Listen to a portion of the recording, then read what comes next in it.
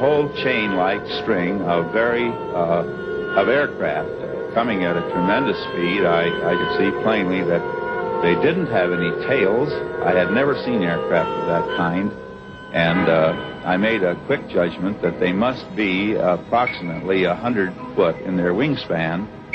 And the first unit or first craft flew at a higher altitude than the last. And of course this is completely reversed from our normal flight patterns.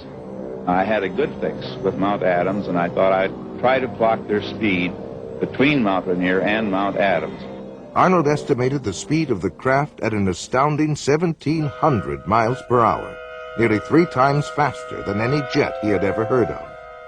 He was asked by a reporter to describe the mysterious objects. You know, they would skip and sail and give off these flashes, and you take a saucer and you skip it across the water, and it's erratic, and this is how the name Flying Saucer was born. This was the day, June 24th, 1947, that marked the beginning of what is known as the modern flying saucer era. What followed would be thousands upon thousands of unidentified flying objects over North America as well as other parts of the world. It seemed to hover for a matter of maybe 1 or 2 seconds, and then was out of sight within 2 or 3 seconds, which was a lot faster than it had been traveling originally. We were using our red lights and our aircraft landing lights, which is a spotlight, and pointing them or directing them at the UFO, and it was reacting to it audibly on occasion, and it did make a movement towards the lights. As we turned the light off, then it would return to its original position and remain stationary again, but it was reactive to the lights. I judged it to be at least 150 feet across it. It was saucer-shaped with a high dome. It was very shiny underneath. It was a porcelain-type finish. And I was getting a tremendous shock all over my whole body. My hair was standing up, and I had electrical static feeling over my hair on my arms and my head. I thought it was doomsday. He was standing at the doorway screaming at me to get up. We got to get out of here. It's going to get us. And I looked out there, and it was pitch black when I first looked. And by now, he's got a hold of me, and he's shaking me, and he's screaming at me, which Bill doesn't scream. I mean, he's just hysterical is the way I can explain the way he was. And he keeps telling me, we've got to get the kids out of here. It's going to get us. And I didn't see anything. So I looked again, and all of a sudden, I saw this like a real bright light. And I still didn't know what I was looking at. I didn't know what had scared him. But after looking at the way he was and looking at what I saw, I knew I better listen to him. So I went down the hallway and grabbed my daughter. And I came back to the hallway and went out the front door, and he had grabbed our son by then. When he came back up the second time, I felt like death was at hand. I figured this was it. And as soon as it touched down, then the whole area just lit up. You couldn't see anything inside, but you could see the outline of the whole object. And it was going through the sky. Not really, it didn't seem to be going really fast. After a while, it just started straight up in the air. They were about 4 feet 10. Had very large heads, no hair on their heads, no eyebrows, no whiskers or anything like that. They had very large eyes. The odor itself I smelled stronger when the beings were near me. And when they looked at me, we did not talk verbally like we're talking now. It was a telepathy type thing. A recent Gallup poll estimates that 1 out of every 2 Americans believe in the existence of UFOs. Over 15 million people have reported seeing UFOs, of which over 2,000 were encounters with landed UFOs and their occupants. UFOs have been fired upon by jet fighters and anti-aircraft missiles, but with no effect. They give off powerful electromagnetic charges, often causing the breakdown of engines and electrical circuitry. They evoke strange and fearful reactions in animals and frequently cause profound psychological disturbances in humans.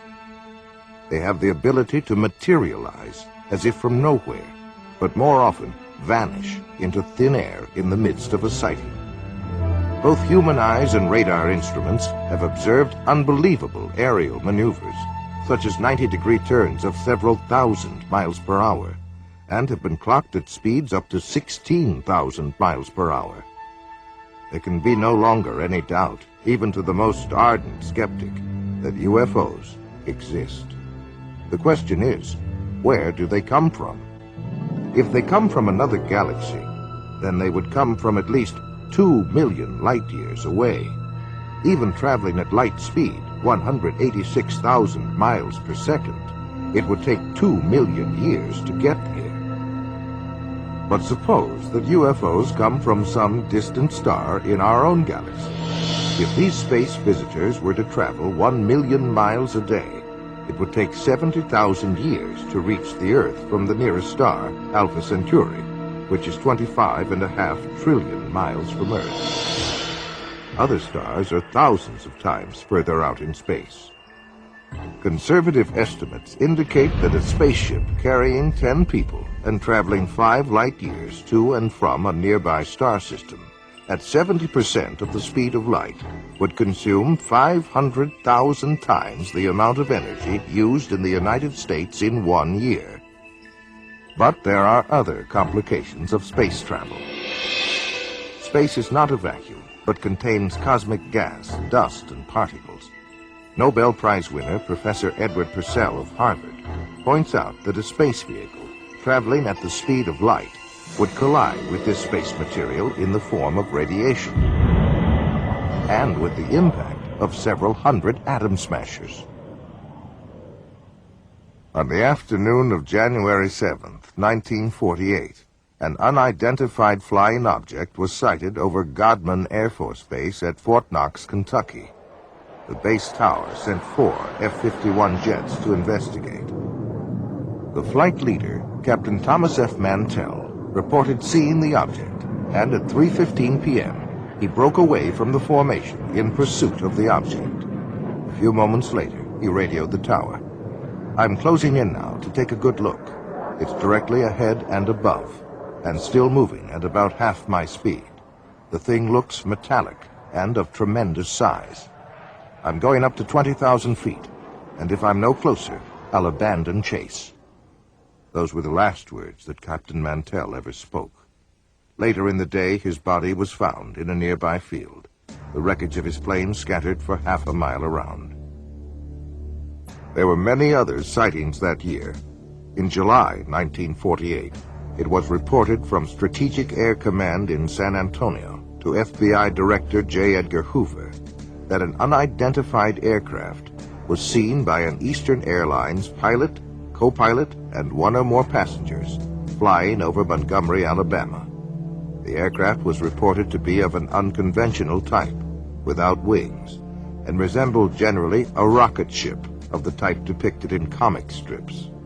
It was reported to have had windows, to have been larger than the Eastern Airlines plane, and to have been traveling at an estimated speed of 2,700 miles per hour. It narrowly missed a collision with the Eastern Airlines plane. And from an FBI memorandum dated March 14, 1949, comes this report. Flying discs are believed by the Air Force to be man-made missiles rather than some natural phenomenon, and that as much as 4 years ago, it was learned that some type of flying discs were being experimented upon by the Russians. It was further determined that most all of the flying discs seen by persons in the United States approached this country from a northerly direction and returned in the same direction, indicating a strong possibility that they are coming from Russia. On the evening of July 19, 1952, Senior Air Controller Harry G. Barnes at National Airport in Washington, D.C., picked up 7 slow-moving objects on his radar scope. He called Andrews Air Force Base and learned that they were seeing the identical blips on their radar. A pair of F-94 Air Force jets were soon searching the skies over Washington, where they found nothing. As soon as the jets departed, the blips reappeared on radar screens and remained there until daybreak. A week later, Harry Barnes picked up 10 more objects on radar.